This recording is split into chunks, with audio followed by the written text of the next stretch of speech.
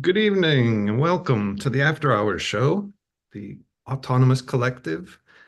My name's Joe Umami. I'll be your cook this evening, and I'm joined by Ann Lee, retired college professor and community member at the Daily Coast. She is a member of the National Council of Independent Scholars and is a contributor to the book, The Political Economy of Art, Making the Nation of Culture. Evening, Ann. Hey there. Hi. What's for supper? That looks like a lot of stuff. We'll be doing dessert first. We'll be Alrighty. cooking with fat, lots of fat, Butter. or sugar. Look at that butter. Since we go all vegetarian here, we've got margarine here, a nice little block of margarine. But Oh, that's margarine. oh yes. Alrighty. Specifically produced for here in Turkey. They have a number of different pastries that they make with the yufka that's sitting in the back. Hold on a minute. I'm in the production booth. I need to run to the kitchen so that I can. It's not that big a place, but I will yak while you do this. Anyway, well, it's been a busy week. We're close to the election. We're 10 days away from whether it's doom or a new era in the United States. And yes, that's the choice that America has. There's all kinds of crazy crap going on. For example, there's this guy running around trying to convince GOP legislatures that, and he's doing it right in the open. Of course, I'm sure he has an FBI agent following him all the time, that state legislatures should resist the election and just simply seize the reins of power. But anyway, that's another story for another time. Joe?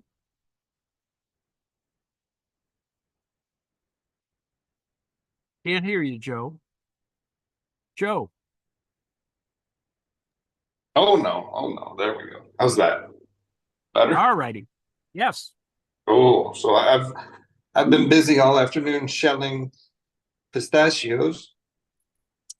I think pistachios must be the most predominant nut consumed here in Turkey, aside from seeds. I think sunflower beats out in the seed department, but pistachios are definitely up there next to walnut. I'm going to make pistachio baklava in rolls. These kind of wrinkly rolls or wrinkly tubes. So we're going to grind the pistachios. We're going to make a simple syrup with the sugar. We're going to add at the end some lemon juice into the simple syrup. I prefer rose water or orange blossom water, but I didn't have any, and I didn't get to the market with I forgot to get oranges at the market. If I don't have enough pistachios, or if I have enough room, I'll make another roll with ground almonds. Yum. And hopefully we'll get it baked in time and drenched in syrup so that it remains nice and crispy. But Yum. I'll get going real quick. And we got to get work fast because the phyllo dough or the yufka, since it's very thin, it gets exposed to air, it dries out very quickly. Spray water on that sucker or something. Need a tea cloth. It's a new kitchen here, so I'm getting my bearings still. Yep. So it's all yours. Thank you. Looking forward to this. And yes, I'm hungry again. Darn it. Been a long week. All kinds of stuff happened. Trump in the American context, Trump went full Nazi. Although he did post a Truth Social thing that said, "I hate Adolf Hitler." I think that's a little too late. Revelations by former Chief of Staff John Kelly, who in an earlier reporting had obviously talked about Trump's love of Hitler or Hitler's generals. That's, they're trying to parse that down. Apparently, Trump is not that aware of how the Wehrmacht, the German army, operated, and particularly the difference between that and, of course, the Waffen SS and the Gestapo, et cetera, et cetera. And I always thought that Trump probably, filled his executive time in the White House watching, the America's History Channel or the America Hitler Channel, where you'd see nothing but series about World War II. So apparently he's clueless about various elements of World War II, which is really strange and horrifying, actually, all things considered. So therefore, aside from the posting that Trump has assured us that he hates Adolf Hitler, he still wanted Hitler's generals. So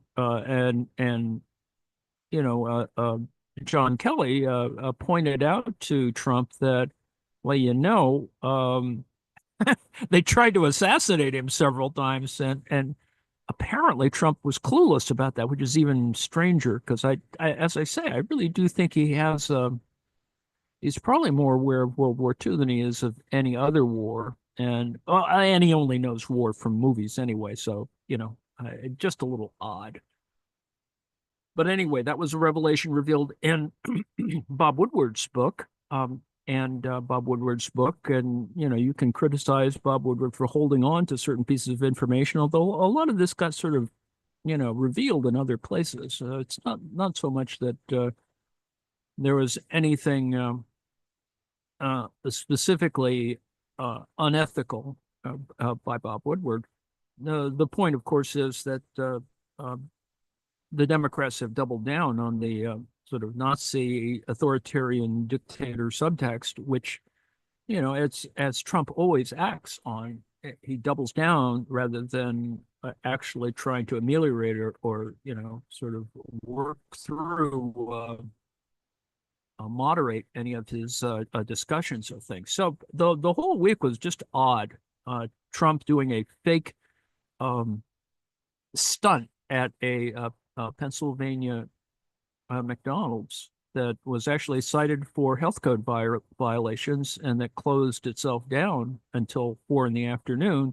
in order to accommodate the Trump stunt, which had Trumpists or people in staff do fake drive-throughs or drive-bys, as it were, getting French fries because Trump had promised 2 weeks ago that he would just to make a point about a denial that Kamala Harris had worked for a summer, at least one summer or part of a summer, in a McDonald's while she was in college, which seems perfectly logical. I mean, considering, that if she was going to Howard, she really did need to have extra cash.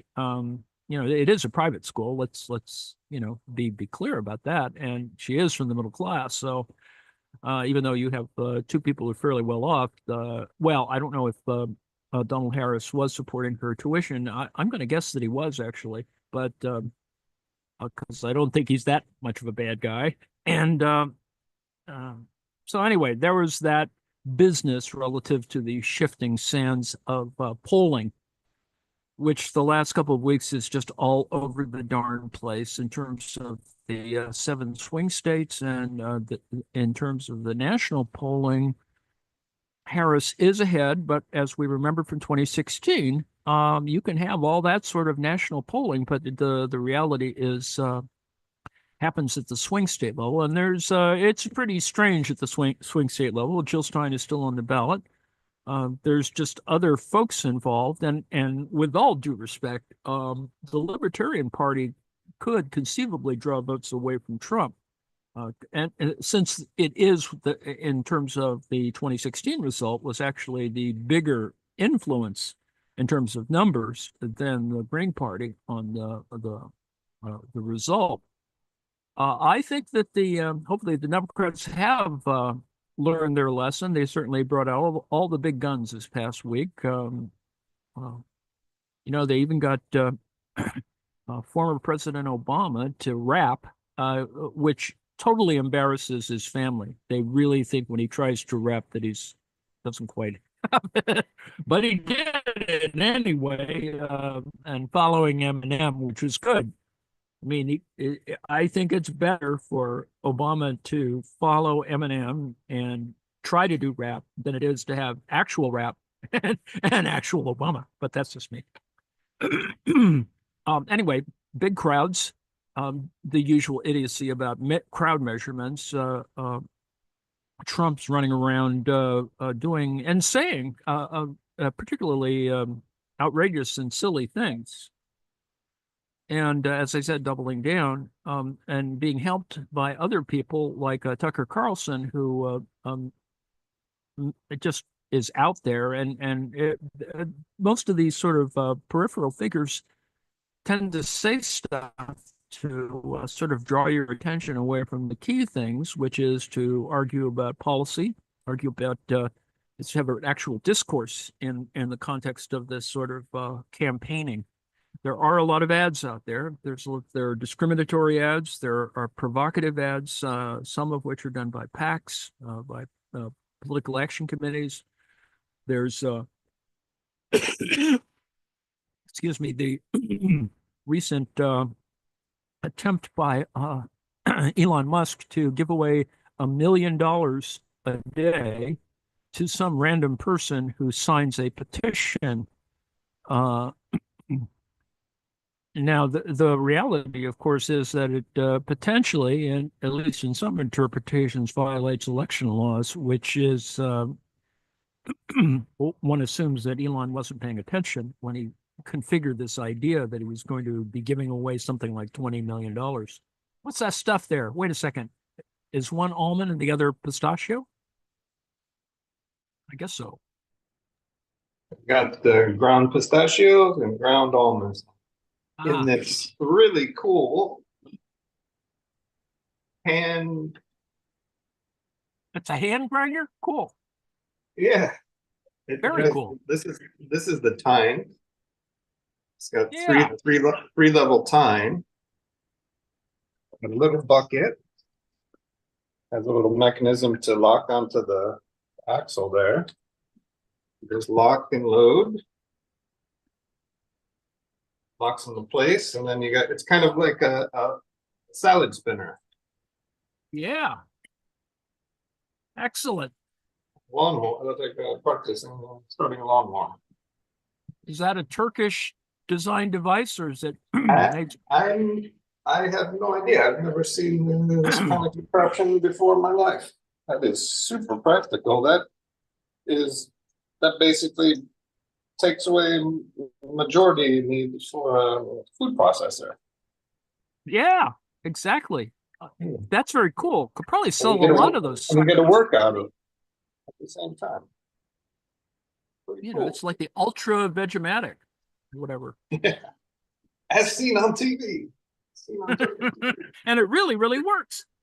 It does. I mean, That was less than half a minute to fine grind the nuts, especially almonds. They're so hard. Quite good. It's very good. Now let's grease up the yufka. Okie doke. Well, while you're doing that, I will continue yakking, I guess. So anyway, Trump says he hates Adolf Hitler, even though he wants to have German generals from World War II.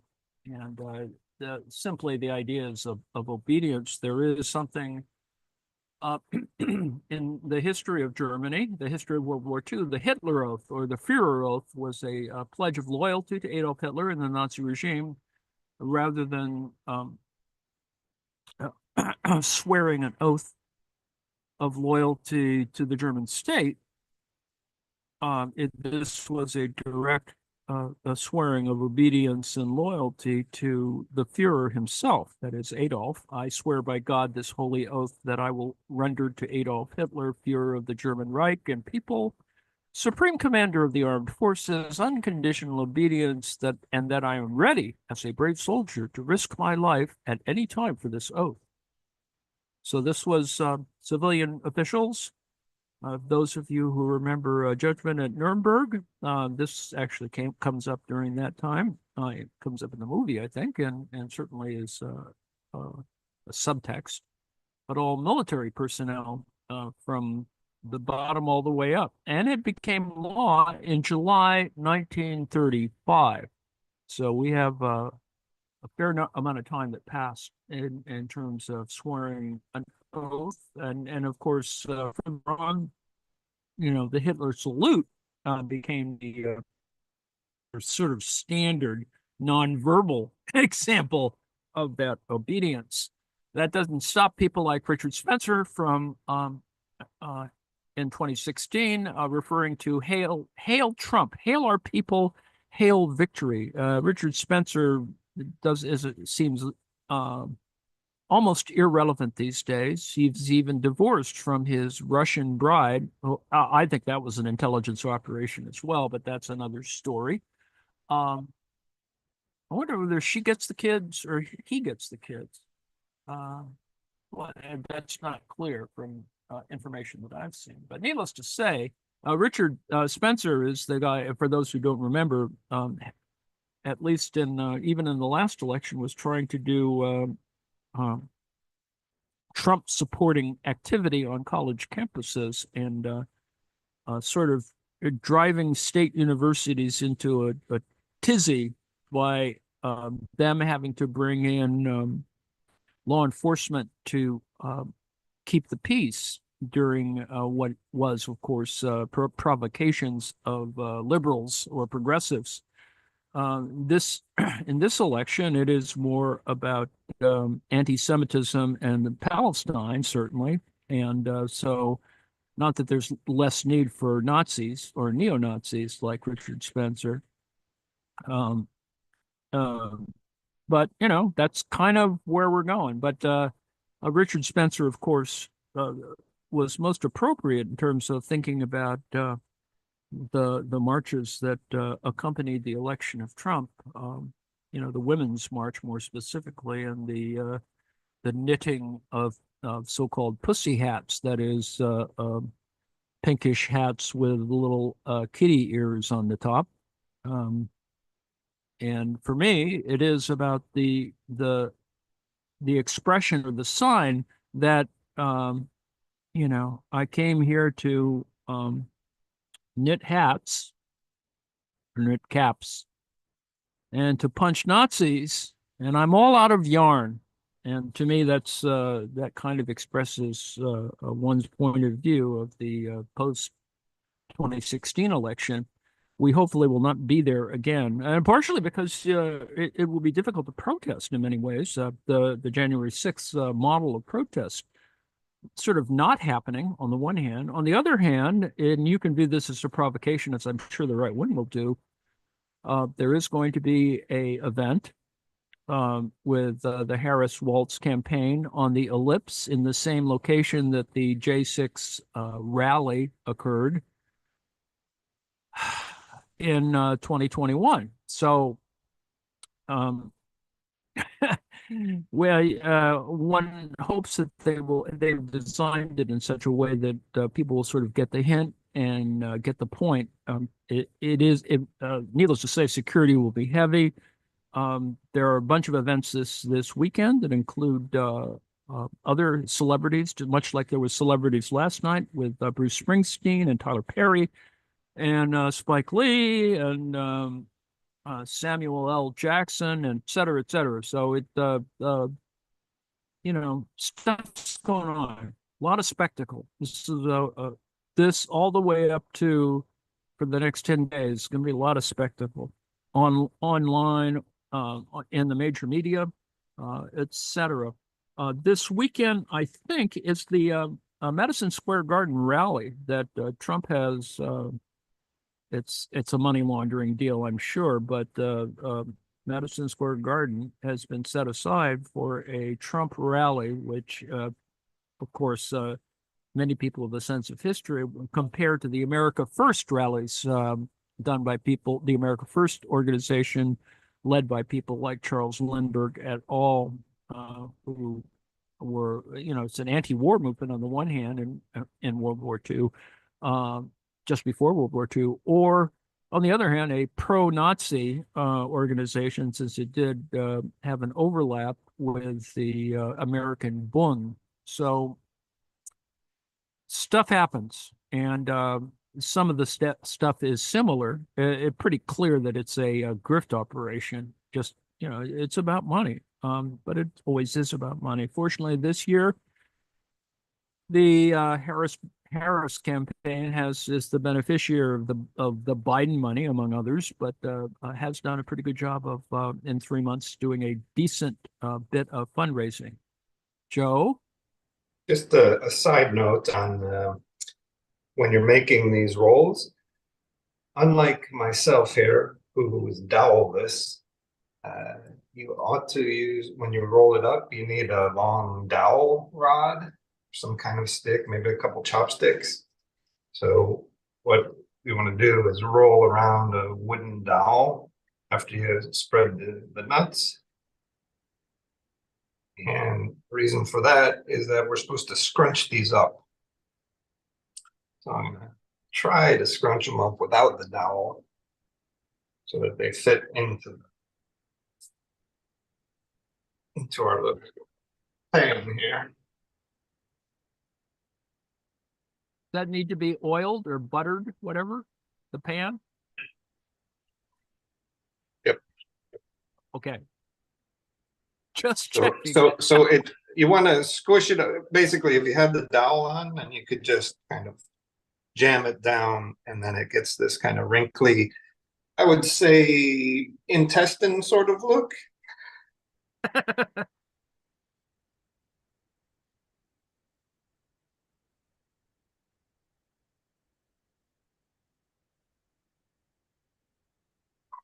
Something along those lines. Probably better in a square pan, but this is what I've got here. Let me do the next one.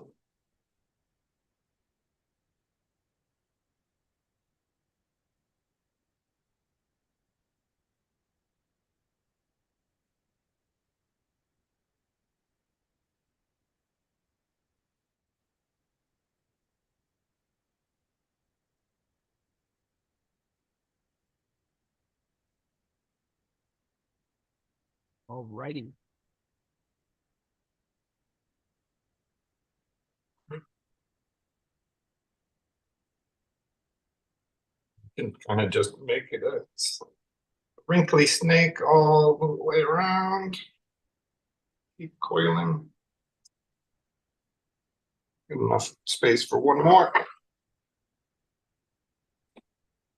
Back to you. Okie dokie. Okie dokie.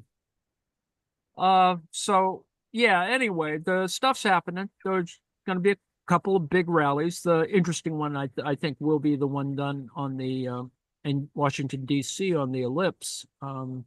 We'll see how well it's kind of organized. Certainly, a lot of production is going on. Last night was a one in Georgia with a lot of those folks that I was just mentioning. It was a high school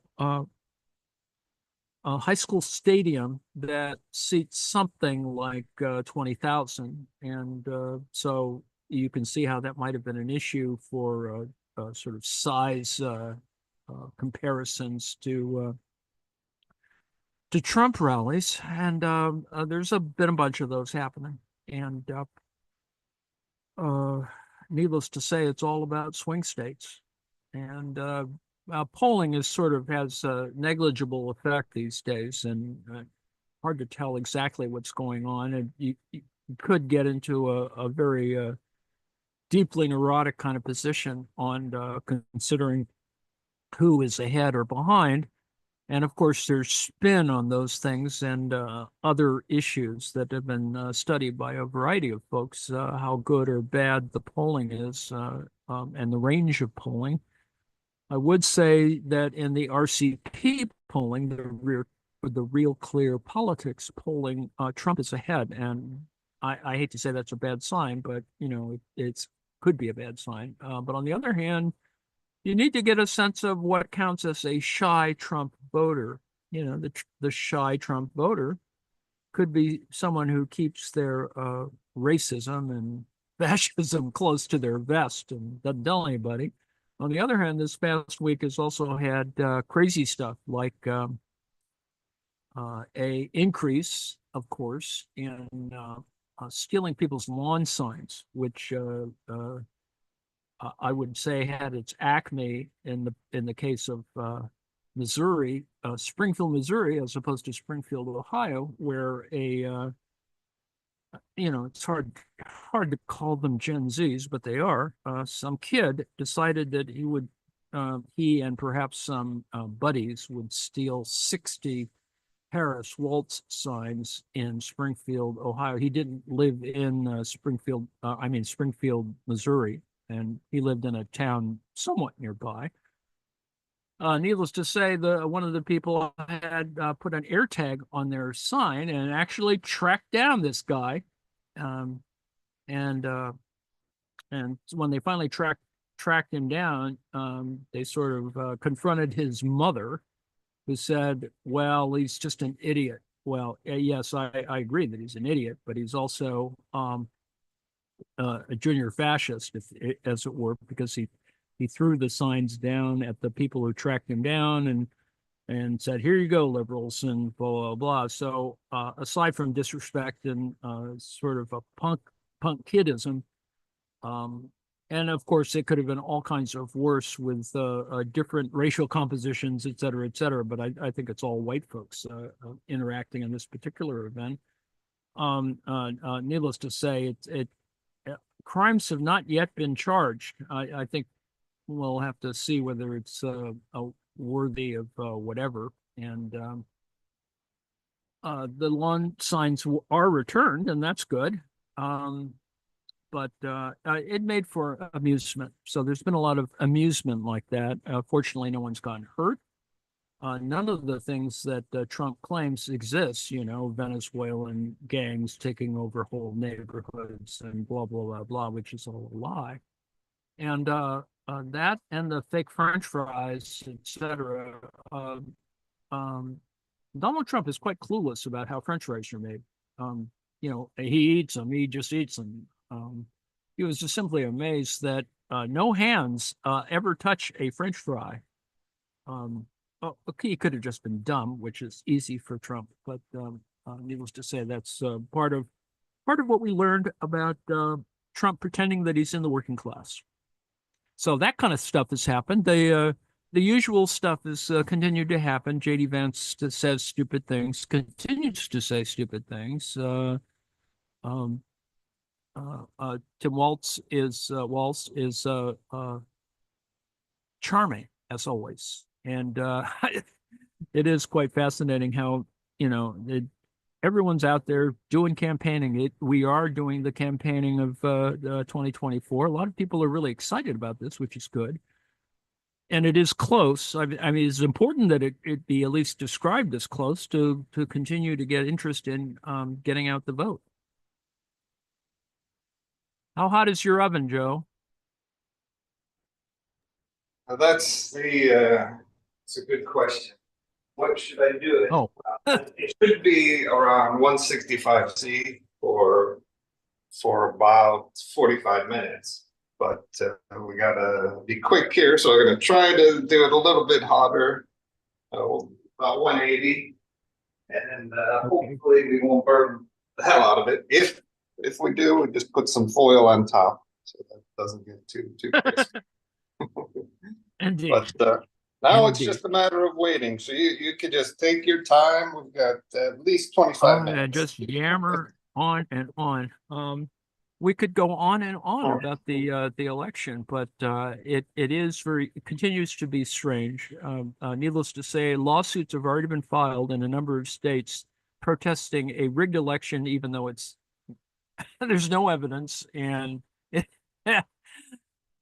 it's not even completed, this little election. But if you'll recall, from 2020, there were organized demonstrations, quasi-violent sort of things. In the case of Pennsylvania, people came up from North Carolina or other places, brought their guns with them, and other sorts of similar activity occurred. Needless to say, I think law enforcement is probably better prepared now than before for these crazy things. And one hopes that we will be better prepared for all of these matters as they come up.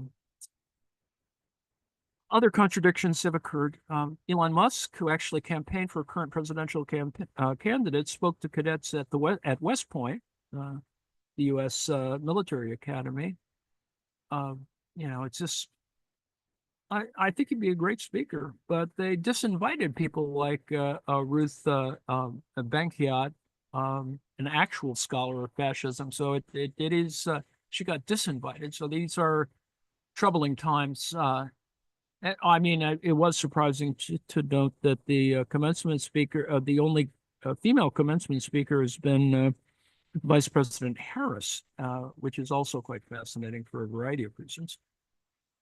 Anyway, new news about people who have been assaulted by Trump. Someone who is a Miss Finland, I think, in the 2006 Miss Universe pageant, reports that her rear got grabbed by Trump, and let's see what else. Some other things are, from a conspiracy theory point of view, are sort of floating around, but I think we should wait to see whether any of them actually realize themselves. There's so much disinformation and misinformation and malinformation that is being produced these days. But needless to say, we're at Godwin's law. That is inevitably, as Godwin's law would say, is well, it's Godwin's law of Nazi analogies. That is, it's an adage brought to us by the internet, asserting that an online discussion, as online discussions grow longer, probability of a comparison involving Nazis or Hitler approaches 1. And so kind of, we're going to be still there. These are troubling times, needless to say. A variety of states have been, duly warned, and other kinds of strange activities are occurring, some of which we may not know about until we get very close to Election Day.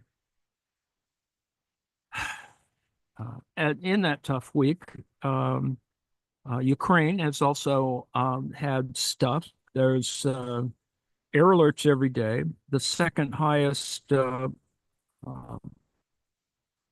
casualty number was produced of the entire almost 3-year war. So there's that. More attacks on infrastructure.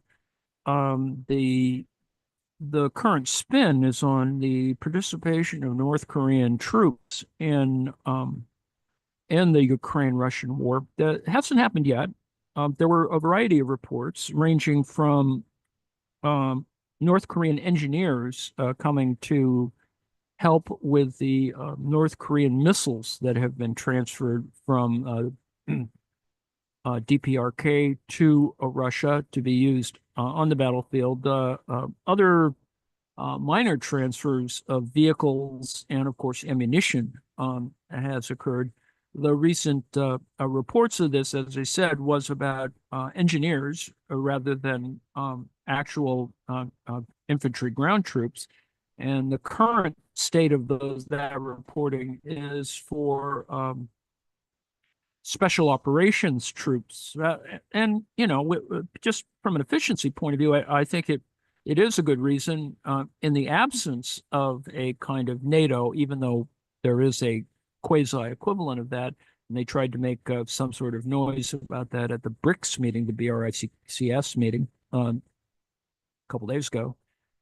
The point is that special operations troops from North Korea might be in the battlefield or do operations, joint operations, or whatever with the Russians. So, it's good training. It's just unfortunate that that's what it is, but I would say probably an efficient use of your military is to get them out and actually put them in combat, not unlike the Spanish Civil War with both Russian and German participation prior to World War II. So there's that. Continuing attention to the Russian shadow oil fleet, that's still occurring. There's some resource attacks. The Russians decided they'd fire a few missiles at grain ships in Odessa. It's the same stuff is happening. Civilians are getting hurt. The Ukrainians continue to attack only military targets in Russia. The last one managed to get behind the lines of about 400, 500 kilometers into Russia. So that happened. Aside from the usual kind of, the sending huge waves of one thing or another into the other's place, there still is, at least from a diplomatic point of view, discussion about not actual diplomacy, but discussion about diplomacy relative to some kind of ceasefire, but that just hasn't happened. And of course, Israel-Gaza continues. Major assassinations have occurred. The casualties still continue. There is a little bit of entryway of aid and support to Gazans specifically, but in a variety of instances. But it is a touchy point relative to the American election that Kamala Harris has tried to sort of walk a fine line between the kind of Biden position on supporting Israel irregardless and making threats about cutting military support. Needless to say, on the military side, a THAAD, T-H-A-A-D anti-missile system has been transferred to Israel. This is a system that is better, however you want to describe it, is better than the Patriot missile. It's probably a generation better than the Patriot missile system. There just aren't a lot of them. A THAAD system, is kind of designed for what they anticipate will be perhaps multi-stage ballistic missiles. Although if you pay attention, the Iranian multi-stage ballistic missile systems are not that efficient. And so, it's not premature. It's just happening. It's just the way it is that you're going to have these things. And then there's always the discussions about who's really in charge, how decapitated is the Hamas leadership. The attack on Hezbollah, pretty effective if you consider. But I mean, it's not like they don't have a leadership. So it's all those things are happening as well. not much slippage there in terms of the control of Israel and Israel's military, and so there's that. It's unfortunate, and I think the next decade will be filled with all kinds of war crimes court activity. That's bunches of them. Putin has gone to yet another country where he really should get arrested by somebody, but no one's going to do it, it seems. Even if it's just symbolic, if they just could hold him for an hour, that'd probably be good PR, but that just doesn't seem to be happening. And if you're signatory to the international court, you really should at least make some attempt to enforce those kind of things. But that's just my opinion. We're in autumn. Stuff's happening. The leaves are changing. The temperature is changing. America is, to quote Donald Trump, a garbage can. I'm not quite sure what that really means, considering. Is that a direct quote? Yes, it is. Speech last night. America's garbage can. I don't know what that means really, but that's what he said. Needless to say, doubling down on the rhetoric, more unhinged. Pretty clear that he wouldn't have been able to withstand a second debate, which was scheduled for the 23rd, which turned into a CNN town hall, which was actually very, very instructive to watch. Considering that the time they spent, of course, would be the same as if it were an actual town hall with two candidates. So it was sort of useful to see some of those things at play there. And for those who have basic cable, I think it had a good audience, although I didn't look up the ratings numbers, but it was just another attempt to sort of get people to be used to the idea that a black woman president is going to happen, hopefully. And it is another watershed moment where if it doesn't happen, it will be a dangerous time for the United States because of a rising fascist sensibility, which you can actually see a lot of the elements sort of floating around. Although I think some of it is receding because the middle, if you want to call it a middle, I think it's fairly right-wing conservative Republicans have been defecting from the Republican Party necessarily, as at least saying that they endorse Kamala Harris, particularly national security folks, although this is that moment in a campaign where you need to see a candidate's national security bona fides sort of presented. And some people worry about that for sexist reasons, for misogynist reasons. But there are other reasons. I mean, I think we don't have a good sense of Kamala Harris's national security team yet. I mean, there's been some suggestions about who she's going to pick as either national security advisor or secretary of defense, and she is not going to continue. It appears as if she's going to make a clean break with the prior administration. Not that many people are going to get carried over, so a lot of people need to warm up their resumes. And I think that will be important for her as well to show that there is a kind of break with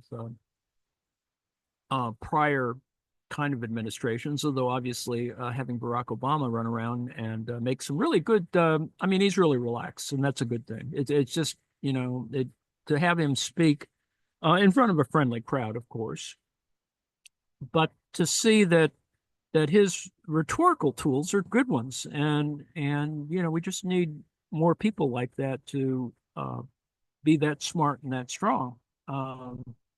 And it also reminds us how nuts Trump is by comparison. So that's coming up as well. As I said last week, it's just didn't he tell some people to pull the pants up? Pull pants up. I'm not Obama, sure. Obama I thought he was criticized for telling black men how to vote. Oh, yes. Demeaning. Yes. He has a thing. I mean, he's a little stuck in a kind of old model well, he's old enough. I think had Obama had a son, I think this all would have been quite different. But Obama, I don't think he does the patriarchal, dad thing as well. But it also raises that secondary question of not black enough that they critiqued Obama with, and currently is used as a kind of trope within some reporting. That even on the more liberal networks, they're having little segments that sort of person in the street stuff that suggests that Kamala Harris is not black enough. And of course, the original denial issue was brought up by Trump. Trump tried to, wedge that forward, and it probably lasts for some folks. But I mean, some people there's just issues, and they're not solvable. But you can see that they operate. Um, it's just problematic. It shows how superficial so many Americans are. But just where we are, and raises the kind of sort of doom scrolling of Americans relative to the upcoming election. Early voting is good. Turnout is good. Its records are being broken, or at least there's increases in it. Those are all important. I'm not sure whether we're getting really good reporting on what's really going on in swing states. And with all due respect, I just don't think that corporate media is spending enough time in the field making these kinds of well, and some of them are it's bad resourcing. Some of it's just quality, editorial quality. Not unlike today's news that the LA Times, several editors resigned because the publisher decided not to endorse Kamala Harris. So that caused a big rift between management and labor on that score. Now, could you explain this to me? I've always not understood why any newspaper would take sides. Shouldn't they?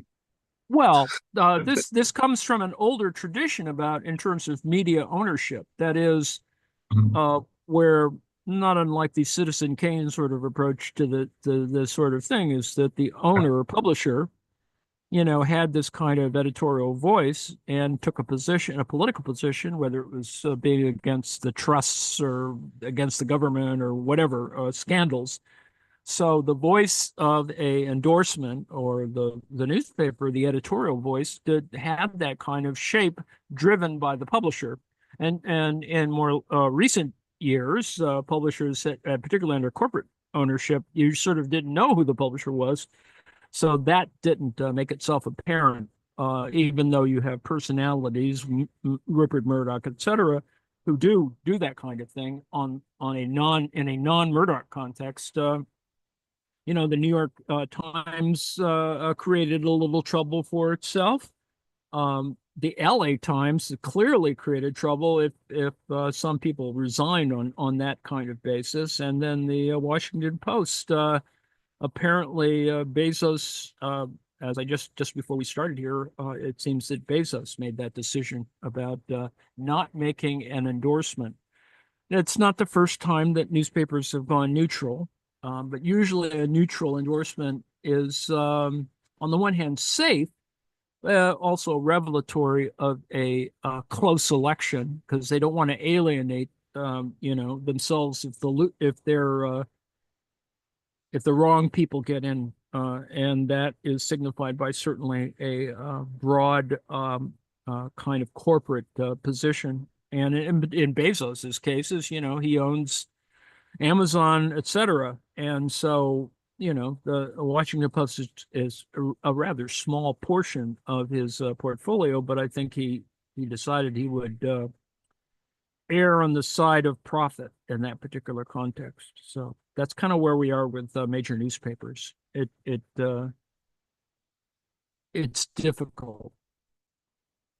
Although the Times did endorse Harris, I think that's correct. and which is fairly, I mean, it's a sort of normal case in terms of setting the tone for every other damn newspaper, corporate or otherwise. But it apparently the Washington Post wants to set its own place, and certainly the LA Times does. And these are major newspapers. I mean, these are, this is the intelligentsia in terms of the United States. So that's the fact is that often people just don't pay, and measuring the effect of newspaper endorsements is, a kind of a silly business because it doesn't have the same effect as it did in years past, where newspapers did have that kind of power, particularly over metropolitan voting blocks. But this is less of a case because we have now more and more corporate and more, however you want to describe them, diverse metropolitan media. So it's fairly obvious that Rupert Murdoch owned publications like the New York Post. You can sort of imagine what their position is, although they're just a fraction above tabloids, so it's really hard to pay them any real attention. But there are other newspapers that begin to sort of weigh in for one's personal position. What is it that you're doing now, Joe? Hot water, simple syrup? Oh, I'm getting the tea ready for dessert. For serving. All right. It's set up for dousing our pastry with simple syrup. Okay. Okie dokie. I'll continue to yak then. I discovered something that I didn't know before, the horrors upon that, that all British Challenger tanks are actually pretty old because they've kept the same chassis, and it's just they've renewed a bunch of them, and that sort of stands to reason. I mean, when was the last time you actually saw British tanks in the field?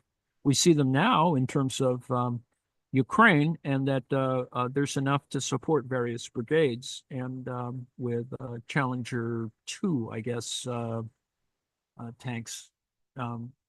It is interesting, though. I mean, I learned more about the difference between Leopard 1 and Leopard 2 tanks, and that's an issue. And then there's the sort of side discourse about that there are a lot of M1A1 American Abrams tanks floating around. And I think one of the issues is questions of using the armor, the right or better armor on various kind of chassis. So I don't think that they want to sort of sacrifice the M1A1, the first kind of generational tanks, even though they're pretty good tanks. I mean, they did what they needed to do in terms of the Middle East. So one could say that you could throw them at Russians, but I think that's part of it is about training, part of it is about logistics. In fact, the whole darn war is about logistics, considering that much of it still is about, whether the Ukrainian Air Force is going to be in good shape for a complete moving of the Russians off of Ukrainian soil by 2025, by the end of 2025, because I think we're looking at another winter of, if you want to call it a stalemate, it's a stalemate, but really there's not a lot of movement. There's movement back and forth. There's a lot of people are dying, significant numbers, and stuff's happening, but getting a resolution to it doesn't seem to be coming anytime soon. Although the current move, there's the victory proposals by Zelensky are simply the same, more equipment, EU membership moving forward, and NATO membership moving forward. All of those things. NATO membership can't move forward until the war is over. That's pretty clear. So yammering about it's really not going to change it. because it's all, Article 5 or whatever it is that, they're already being attacked. And so it has to go through another process before NATO membership occurs. Although I'm sure that if you have multiple rounds of ceasefire talks at some moment among ceasefire talks between Ukraine and Russia, you'd probably get a action on a NATO membership. And recently, Belarus has tried to assert its staying out of the kind of attack that's going to which seems inevitable, that's going to happen between Ukraine and Russia, mainly because the weakest flank, I think, and this is just from idle observation. Love how that thing operates. Will be on the northeast or the northeast part of the combat zone. Apparently, the Russians really don't defend it well. On the other hand, it's too close to Chernobyl, so that's a whole other issue. But I would assert those kinds of things are going to happen soon. Yeah, that thing really works. Aside from reminding me of my lawnmower.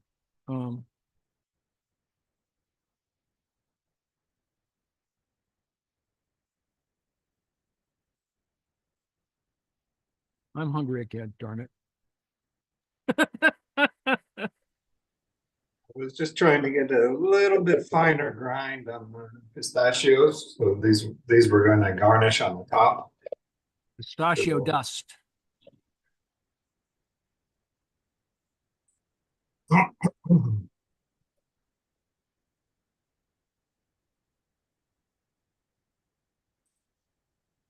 Close. Almost there. Okay, I can keep talking, as they say.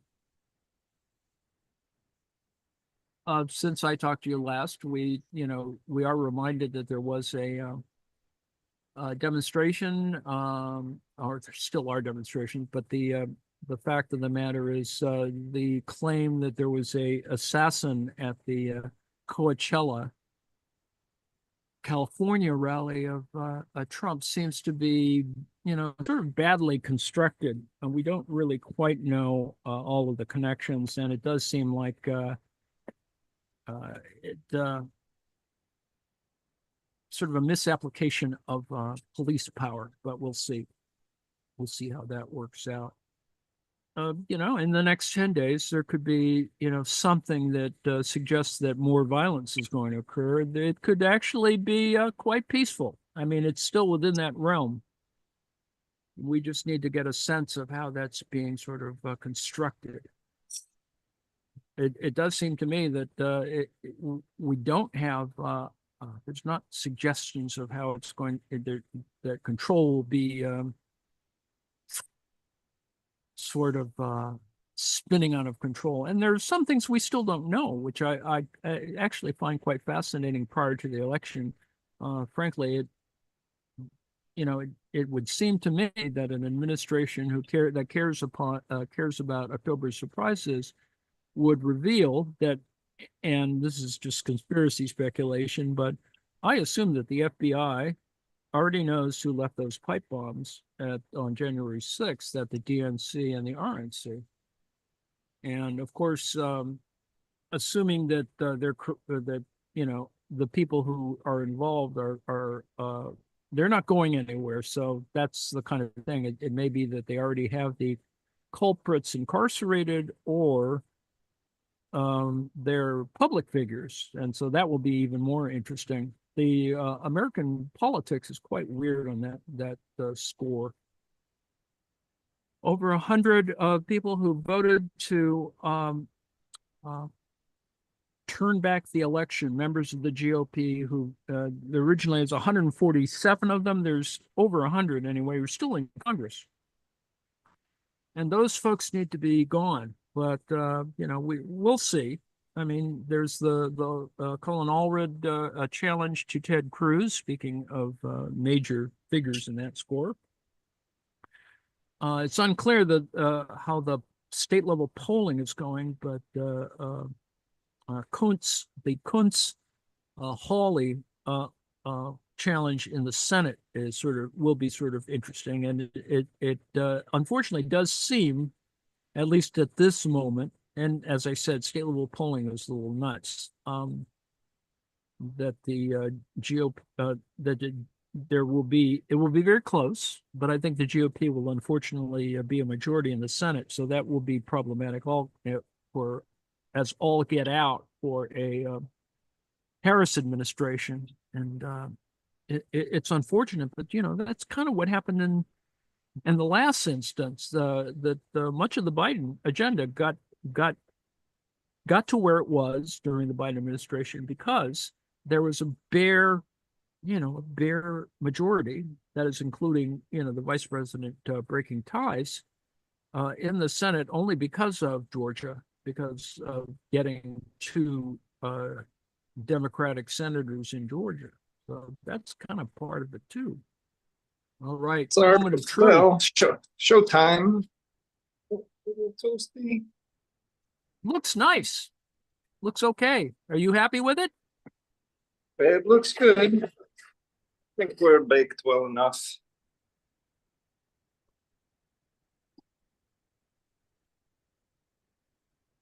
There's the fun part. It's nice and toasty out of the oven. Take our simple syrup. Put it under the shadow. Put it this way.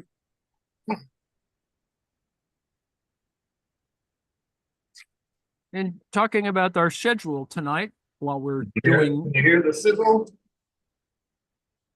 Yes, it certainly is sizzly. Bubble, bubble. I'll remind folks that there's no Twilight Zone tonight because of other external interference.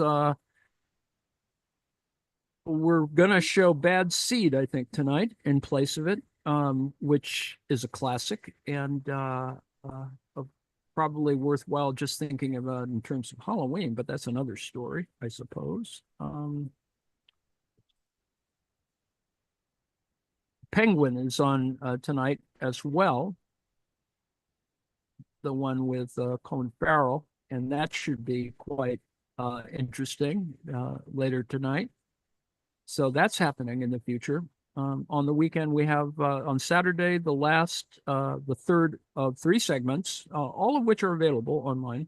The People's Forum History of China series in honor of the 75th anniversary of the revolution. And that should be fun, particularly in talking about current kinds of issues in China. Now I can't remember. My little brain is not working. What we're going to watch on Sunday. I don't know. Weekly Marks will be at 3:00, and I can't remember. I knew it, but now I forgot. It's escaped my mind of what we're going to watch on Saturday afternoon. Someone can chime in if they like. Anyway, we've managed to finish off some other stuff, and we're moving on, at least in the this and that period, looking at the brand new translation by the two Pauls, Paul North and Paul Ryder, of Marx's Capital, Volume 1. So that's going to come up. And of course, we're all salivating as Joe cuts all this apart. What's the name of this thing again, Joe? These are pistachio baklava rolls. So all right. And the roll is probably the better way to construct it, right? I mean, I think it's the easiest. Yes. Or the most practical. Didn't quite get the wrinkles in because I didn't have the dowel. Still looks good. It'll be crispy. Cripsy, yes. Oh God, I'm hungry again. Damn it.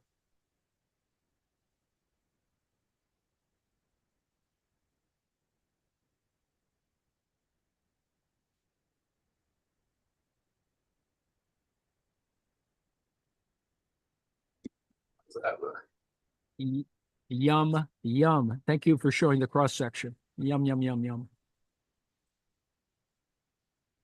Oh God, I'm hungry again. Here's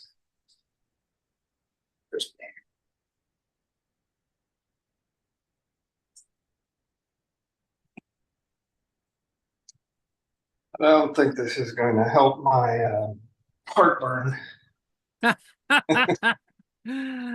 Probably not. Well, at least you know, the new digs seem to be working out okay, and not any more terrorist attacks on aerospace industries in where you are. So that's a good thing. A lovely little thing. Very lovely. Much in the news about that. I've heard people discuss politics very much at all, to be honest. Darn politics. Yeah, Well, so we've got baklava pistachio rolls, and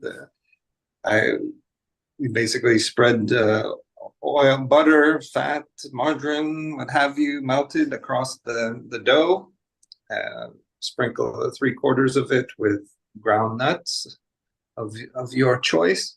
Pistachios are one of the most fantastic, I think. Just the color is just amazing. Roll that up with a dowel rod. Squish it really tight at the end and then slide it into the pan. Butter the top. 45 minutes in the oven, 165 degrees C. Take it out. Douse it with the beer, sure. I had lemon rind, lemon zest put in there to get a little lemon flavor. A touch of lemon juice and give it a little zing. You use orange juice as well, or rose water. Really fancy. Super popular dessert here. Turkey. Hungry. I'm hungry again. Well, and go ahead. I was going to say, on that note, are we all about done? I got to run to the production room to deal with the YouTube. Yes.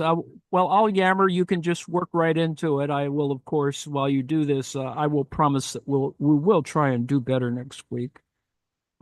We went overtime a little bit, but that was because of, desserts are always take more time and attention for all kinds of reasons. So that happened. But it has been a busy political week, and it's going to get busier for another week. So by the time we see you next, things will be ramped up even further. Voting has already started in the United States, and fortunately, there have been no reports of ugliness, although there is reports of stupidity, certainly. Well, we're not short of that in the United States. That's happening all over the darn place. It'll just get worse, and it's not going to get any better for the next couple of weeks, regardless of who wins. And so, we will, of course, look forward to your coming back and paying attention to the Autonomous Collective. By then, we'll probably have a person who can do these intro outro stuff by themselves and just simply produce it autonomously. Speaking of which, you can come to and see us at the autonomouscollect.net. And as I said, we'll try and do better next week. Bye.